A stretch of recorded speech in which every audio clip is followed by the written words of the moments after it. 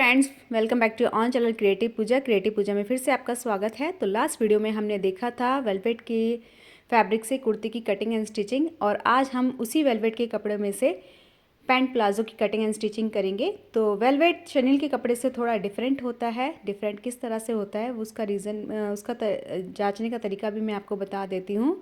तो देखिए, वेलवेट के कपड़े को आप इस तरह से स्ट्रेच करेंगे तो एक तरफ से ये स्ट्रेच नहीं होगा, दूसरी तरफ से होगा, पर इतना ज़्यादा नहीं होगा जितना कि शनील का कपड़ा होता है।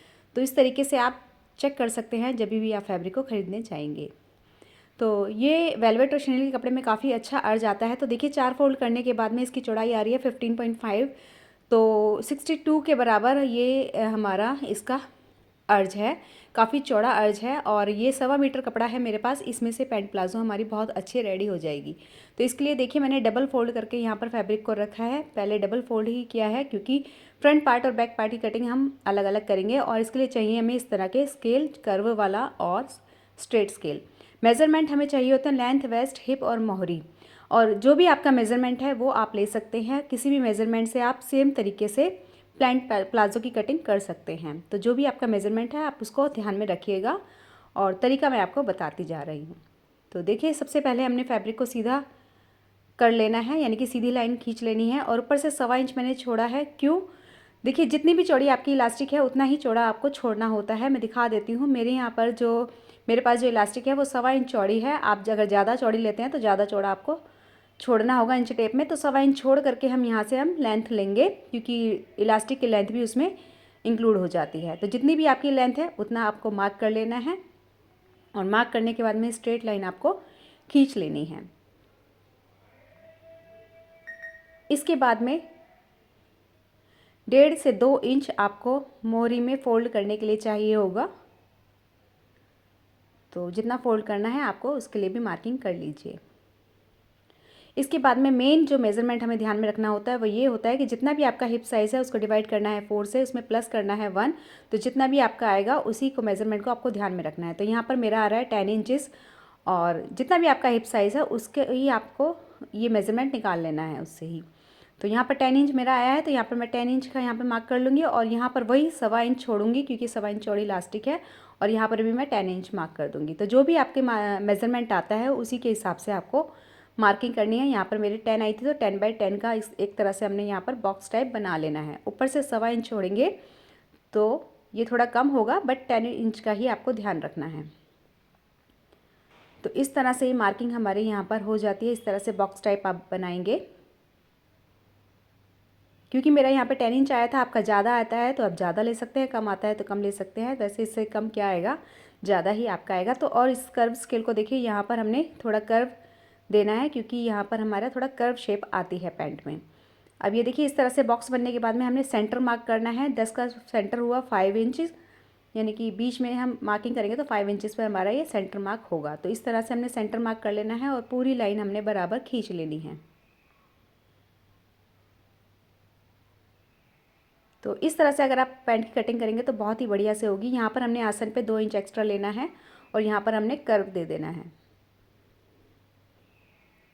ये आसन की मार्किंग हमारी हो चुकी है। बीच में से अब देखिए, मोहरी पर हमने बीच में रखते हुए सेंटर में ध्यान रख करके हमने मोहरी का माप ले लेना है। मेरे पास में 14 है तो 14 का हाफ हुआ 7 इंच, मैंने वो लिया है। और ये जो मार्किंग की है यहाँ से हम स्केल इस तरह से रखेंगे। ये दोनों मार्किंग के मिलाते हुए स्केल को रखना है, और यहाँ पर हमने मार्किंग कर लेनी है। मोहरी कम या ज़्यादा आप अपने हिसाब से, जो आपके मेज़रमेंट में हो उसके हिसाब से ले सकते हैं। और स्केल को इस तरह से पलट के यहाँ पर भी हमने मार्किंग कर लेनी है। यहाँ से हम आधे से 1.25 इंच एक्स्ट्रा लेते हैं ताकि फोल्ड करने में हमें कोई प्रॉब्लम ना हो।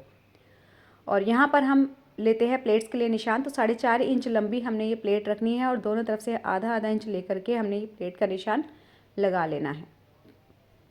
तो बैक साइड में भी हम इसी तरह से प्लेट की मार्किंग कर लेंगे बाद में, और ये हम कर लेंगे इसकी कटिंग।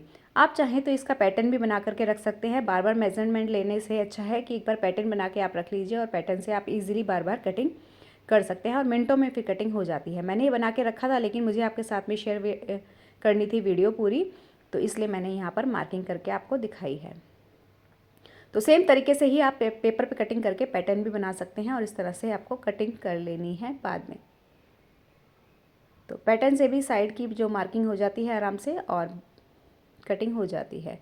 तो इस तरह से देखिए प्लेट का निशान हमने बैक पार्ट में भी डाल लिया, बैक साइड भी डाल लिया है। तो पैंट के फ्रंट पार्ट्स की कटिंग हमारी हो चुकी है। अब बाकी का फैब्रिक हमने वापस से डबल फोल्ड करके रखना है और इसके ऊपर हमने फ्रंट पार्ट की जो कटिंग की थी वो रखनी है। अब यहाँ से देखिए 2.5 से 3.25 इंच हमने यहाँ पर एक्स्ट्रा लेना होता है, ताकि हम जब भी बैठे तो हमारी पैंट जो है नीचे की तरफ ना खिसके और हम कंफर्टेबल फील करें। यहाँ से हमने 2 इंच लेना है और यहाँ पर भी 2 इंच एक्स्ट्रा लेना है और सीधी लाइन खींच देनी है यहाँ से। और यहाँ पर 2 इंच जो एक्स्ट्रा लिया है इसको बराबर ऐसे मिला करके आसन का कर्व दे देना है। अब यहाँ पर स्केल इस तरह से रखना है तिरछा और यहाँ पर लाइन खींच लेनी है। तो ऊंचा हम इसलिए रखते हैं ताकि हम बैठे तो कंफर्टेबल फील हो, पीछे से खिसके ना। और इससे पैंट की जो फिटिंग है बहुत बढ़िया आती है। ये आसन हम चौड़ा रखते हैं ताकि बैठने पर आसन फटे ना। तो वापस से यहाँ पर नीचे से भी 2 इंच हमने एक्स्ट्रा लिया है और यहाँ पर इस तरह से पहले की तरह ही स्केल रख के हमने यहाँ पर मार्किंग कर लेनी है। वही तिरछी मार्किंग नीचे मोहरी की साइड करनी है। तो ये हो गई है हमारी बैक पार्ट में भी मार्किंग। और साइड की जो मार्किंग है सेम रहती है, बराबर बराबर यहाँ पे कट करेंगे। कट करके मैं आपको दिखाऊंगी। तो इस तरह से यहाँ पर देखिए बराबर हमने यहाँ पर कटिंग कर लेनी है। इस साइड से बराबर कटिंग होती है और दूसरी साइड से जो हमने मार्किंग की है मार्किंग पर हम कटिंग करेंगे। तो बैक पार्ट की भी हमारे यहाँ पर कटिंग इस तरह से ईजिली हो जाएगी। तो बैक पार्ट की कटिंग के बाद में अब हमने लेनी है बेल्ट के लिए पट्टी। तो बेल्ट के लिए पट्टी हमने देखिए जो हमारा इलास्टिक है उसका डबल होगा 2.5 इंच। 2.5 इंच में 1 इंच और एक्स्ट्रा लेंगे तो हमारा हो जाएगा 3.5 इंच। तो 3.5 इंच चौड़ी हम यहाँ पर पट्टी लेंगे। तो जितनी भी आपकी इलास्टिक है उसका डबल ले करके उसमें 1 इंच एक्स्ट्रा मार्जिन के लिए लेना है और उतनी चौड़ी पट्टी आपको कट कर लेनी होगी। तो ये पट्टी कट होने के बाद में हमने करनी है पॉकेट की कटिंग। ये कपड़ा मेरे पास में इतना बचा था देखिए, और इसकी लेंथ है चौड़ाई हमने लेनी है 14 इंच। 2 पॉकेट हमने एक साथ कट करेंगे इसलिए डबल फोल्ड किया है मैंने। इस तरह से डबल फोल्ड कर लिया है। तो बराबर रख के यहाँ पर देखिए लंबाई भी इसकी 14 इंच आ रही है। मैं पूरा ले लूँगी, आप चाहें तो 12 इंच सफिशेंट होता है। 12 इंच या 13 इंच जो भी आप लेना चाहें ले सकते हैं, लेकिन मेरे पास में ये 14 इंच का ही चौड़ाई का कपड़ा बचा था तो मैं पूरा यहाँ पर ले रही हूँ। तो 2 पॉकेट के लिए हमने मार्किंग यहाँ पर की है। अब दोनों पॉकेट्स के लिए जो कपड़ा है वो अलग कर लेंगे हम और यहाँ से हम कट कर देते हैं। तो इस तरह से ये पॉकेट की कटिंग भी हमारी हो गई है। दोनों पॉकेट्स के लिए हमारी ये कटिंग रेडी है। तो अब आते हैं हम स्टिचिंग की तरफ। तो क्योंकि मैं ये लाइनिंग वाली पैंट बनाने जा रही हूँ तो लाइनिंग के लिए आपको देखिए लाइनिंग वाला कपड़ा रखना है डबल फोल्ड करके और सेम जैसे पैंट की कटिंग की थी उसी तरह से बराबर बराबर हमने कटिंग कर लेनी है। इसमें कुछ एक्स्ट्रा नहीं है तो ये ईजिली हो जाती है। और इसके साथ में हमने अटैच कर लेना है अस्तर को। जो मेन फैब्रिक था उसके साथ में ये अस्तर वाला फैब्रिक अटैच कर लेना है और इस तरह से इनको रखना है। ये फ्रंट पार्ट है हमारा। तो फ्रंट पार्ट को इस तरह से बराबर आसन में हमने सिलाई लगा लेनी है। तो आसन में सिलाई लगा ली है और जो पैंट में हमने फ्रंट पार्ट में हमने प्लेट्स के निशान डाले थे, प्लेट्स भी हमने डाल दी है। तो फ्रंट पार्ट में प्लेट्स डलती है, बैक पार्ट में कोई प्लेट नहीं डलती है। आसन जोड़ते हैं, सेम आसन जैसे फ्रंट पार्ट का जोड़ा है उसी तरह से हमने जोड़ देना है। अब आते हैं बेल्ट लगाने की तरफ। तो बेल्ट लगाने से पहले हम लगा लेते हैं पॉकेट। तो पॉकेट के लिए जो हमने मेजरमेंट था 14 बाय 14 का ये हमारा फैब्रिक है। इसको इस तरह से देखिए फोल्ड करके देखेंगे तो यहाँ पर ऐसे आएगा और ये देखिए उल्टा रखना है हमने, यानी कि अंदर की तरफ सीधी साइड है और यहाँ पर 1.5 इंच का मार्किंग करनी है और यहाँ से हमने 6 इंच चौड़ाई पर मार्किंग करनी है। इससे हमारा इजीली हैंड इंसर्ट हो पाता है इसमें। 1.5 इंच और 6 इंच ध्यान रखना है आपको। और यहाँ से आधा इंच की मार्किंग करते हुए इस तरह से हमने मार्किंग करनी है और इस मार्किंग के ऊपर ही हमने स्टिचिंग करनी है। तो स्टिचिंग के बाद कुछ इस तरह से नज़र आएगा। तो यहाँ पर हम साइड में लगा लेंगे छोटे छोटे कट, क्योंकि इस फैब्रिक को हमें फोल्ड करना है अंदर की तरफ। तो कट लगाने से इजीली ये फोल्ड हो पाएगा। और ये देखिए इस तरह से हम फोल्ड करेंगे तो इसकी शेप कुछ इस तरह से आएगी।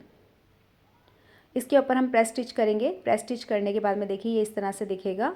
और इस फैब्रिक को, पॉकेट वाले फैब्रिक को हमने इस तरह से फोल्ड करना है और नीचे की साइड यहाँ पर हमने सिलाई लगानी है और इसको पलटेंगे तो यहाँ पर हम प्रेस स्टिच भी लगा देंगे। इससे पॉकेट हमारी यहाँ पर पक्की हो जाएगी। तो इस तरह से ये पॉकेट साइड में आई है। तो यहाँ से हम देखिए बराबर लेंगे और इस तरह से फैला कर रखेंगे। तो यहाँ पर हमारा एक्स्ट्रा कपड़ा आता है जो कि हमारी शेप की फिटिंग है उसके एक्स्ट्रा होता है। तो यहाँ पर हम पहले मार्किंग कर लेंगे। देखिए बराबर रखना है, ध्यान रखना है आपको। और यहाँ पर मार्किंग कर लेनी है और मार्किंग से साइड में हमने सिलाई लगा लेनी है। तो सिलाई लगाने के बाद में ये जो कपड़ा एक्स्ट्रा आया है साइड में फिटिंग का, पॉकेट का, फिटिंग से पॉकेट का जो एक्स्ट्रा कपड़ा है उसको हम कट कर देंगे। और ये देखिए हमारी पॉकेट यहाँ पर इस तरह से ईज़िली रेडी हो गई है। और यहाँ पर देखिए ऊपर की साइड भी हम पहले स्टिचिंग लगा देंगे। प्लेट को कर देना है एक तरफ और इसके ऊपर भी हमने स्टिच कर लेना है। तो ये देखिए हमारी पॉकेट की स्टिचिंग आराम से हो गई है। इसी तरह से हम दूसरी पॉकेट भी लगाएंगे और फैब्रिक को देखिए इस तरह से उल्टा रखेंगे और वही 1.5 और 6 इंच का मार्क करके जैसे हमने इस पॉकेट में की थी उसी तरह से इसमें पॉकेट में मार्किंग करके पॉकेट अटैच कर लेनी है। तो ये फ्रंट पार्ट हमारा ऑलमोस्ट रेडी है। अब यहाँ पर हम लगाएंगे बेल्ट, क्योंकि फ्रंट में हम बेल्ट लगाएंगे और पीछे हम इलास्टिक लगाएंगे।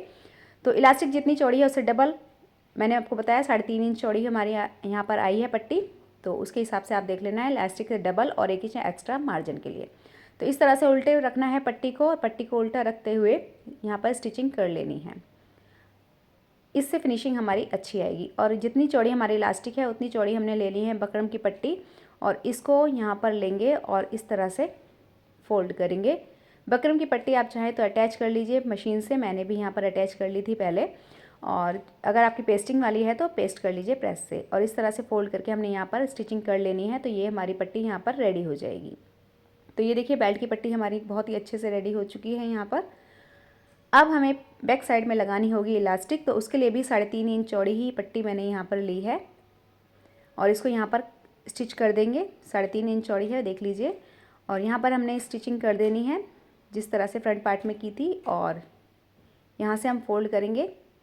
तो इलास्टिक लगाने के 2 तरीके हैं, चाहे तो आप यहाँ पर इसको फोल्ड कर दीजिए इसी तरह से आधा इंच का मार्जिन लेते हुए अंदर की तरफ फोल्ड करके इस तरह से फोल्ड कर दीजिए और बाद में इलास्टिक को इंसर्ट कर दीजिए।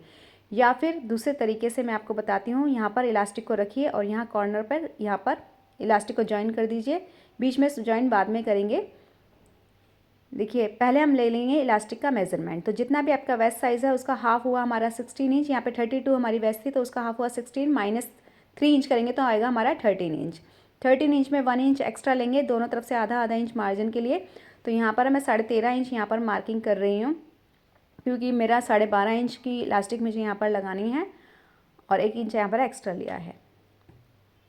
तो मेज़रमेंट का हिसाब मैं आपको यहाँ पर मेंशन कर देती हूँ ताकि आपको आसानी हो। अब इस तरह से मार्किंग करने के बाद में देखिए साइड से मैंने इलास्टिक को जॉइन कर लिया है और बाद में हम यहाँ पर फोल्ड करेंगे पट्टी को। तो पट्टी को फोल्ड करते हुए आपको ध्यान रखना है इलास्टिक के ऊपर कोई सिलाई ना आए, बल्कि फैब्रिक के ऊपर यहाँ पर जो सिलाई आई है उसी के ऊपर हम सिलाई करें। तो फिनिशिंग के साथ में हमने इसको अटैच कर लेना है और इस तरह से अटैच होने के बाद में हमने इलास्टिक को खींचेंगे इस तरह से। तो यहाँ पर देखिए जो हमने मार्किंग की थी वो आ गई है। जहाँ पर मार्किंग की है वहाँ पर हम यहाँ पर इलास्टिक को सिलाई लगा देंगे, यहाँ पर हम सिलाई लगा देंगे और जितनी भी हमारी एक्स्ट्रा इलास्टिक है उसको हम बाद में कट कर देंगे। तो इस तरह से हमारी इलास्टिक यहाँ पर डल चुकी है और अब इसको इस तरह से हम स्ट्रेच करेंगे तो बराबर चुन्नटें इसमें आ जाएंगी। और उसके बाद में हमने बीच में लगानी है एक स्टिचिंग ताकि हमारी इलास्टिक बीच में से मुड़े ना। तो इसमें आप किसी की हेल्प ले सकते हैं। इलास्टिक को इस तरह से खींचते हुए बीच में हमने सिलाई लगा देनी है। तो यहाँ पर हमारे इलास्टिक भी जुड़ चुकी है। अब यहाँ पर दोनों पार्ट्स को, फ्रंट पार्ट को और बैक पार्ट को इस तरह से बराबर लेना है और साइड से हमने स्टिचिंग कर देनी है। यहाँ साइड से हम स्टिचिंग करेंगे दोनों तरफ, दूसरी तरफ भी इसी तरह से हम बराबर रखेंगे और यहाँ पर साइड में स्टिचिंग करेंगे। उसके बाद में हम सेंटर में स्टिचिंग कर लेंगे और मोहरी को फोल्ड कर देंगे। तो यहाँ पर हमारी ये पैंट प्लाज़ो बनकर रेडी हो जाएगी।